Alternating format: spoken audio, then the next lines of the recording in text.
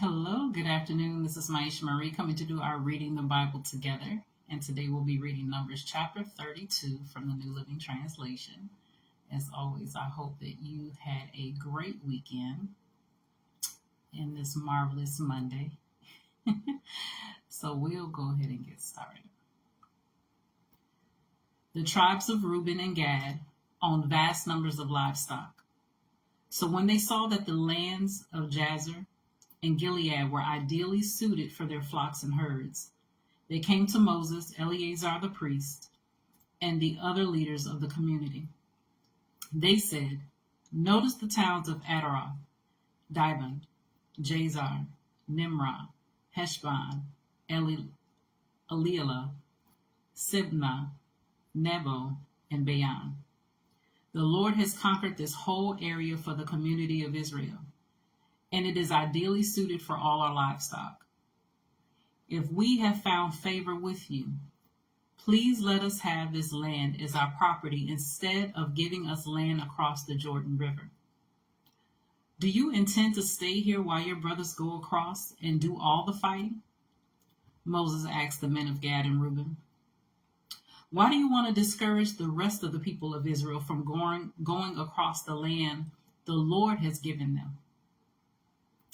Your ancestors did the same thing when I sent them from Kadesh Barnea to explore the land. After they went up to the valley of Eshcol and explored the land, they discouraged the people of Israel from entering the land the Lord was giving them.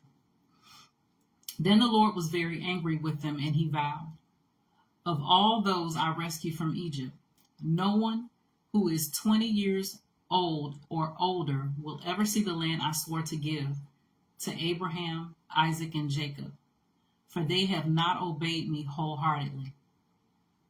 The only exceptions are Caleb, son of Jephunneh, the Kizanite, and Joshua, son of Nun, for they have wholeheartedly followed the Lord.'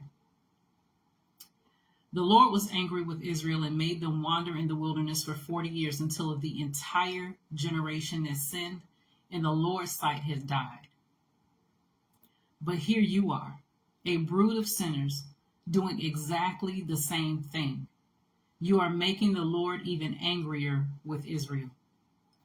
If you turn away from him like this and he abandons them again in the wilderness, you will be responsible for destroying this entire nation." But they approached Moses and said, "We simply want to build pens for our livestock and fortified towns for our wives and children.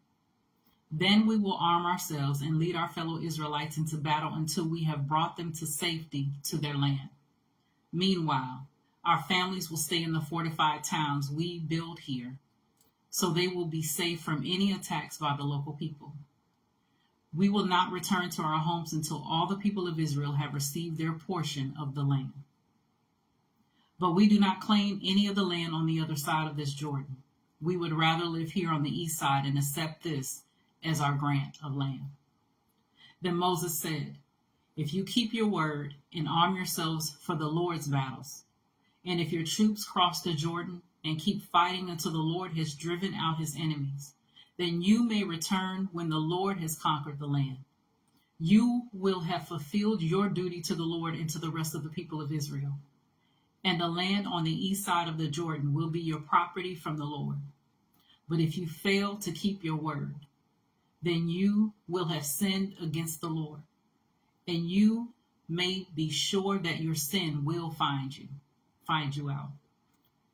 Go ahead and build your towns for your families and pens for your flocks, but do everything you have promised." Then the men of Gad and Reuben replied, "We, your servants, will follow your instructions exactly. Our children, wives, flocks, and cattle will stay here in the towns of Gilead, but all who are able to bear arms will cross over to fight for the Lord, just as you have said." So Moses gave orders to Eleazar the priest, Joshua son of Nun, and the leaders of the clans of Israel. He said, "The men of Gad and Reuben who are armed for battle must cross the Jordan with you to fight for the Lord. If they do, give them the land of Gilead as their property when the land is conquered. But if they refuse to arm themselves and cross over with you, then they must accept land with the rest of you in the land of Canaan. The tribes of Gad and Reuben said again, we are your servants, and we will do as the Lord has commanded. We will cross the Jordan into Canaan fully armed to fight for the Lord, but our property will be here on this side of the Jordan. So Moses assigned land to the tribes of Gad, Reuben, and half the tribe of Manasseh, son of Joseph. He gave them the territory of King Sihon of the Amorites and the land of King Og of Bashan, the whole land with its cities and surrounding lands. The descendants of Gad built the towns of Daban, Ataroth, Aurora, Atroth, Shaphan, Jazer, Jogbehah, Beth Nimrah, and Beth Haran. These were all fortified towns with pens for their flocks.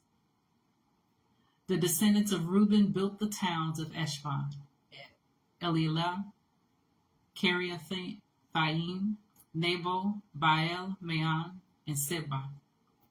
They changed the names of some of the towns they conquered and rebuilt.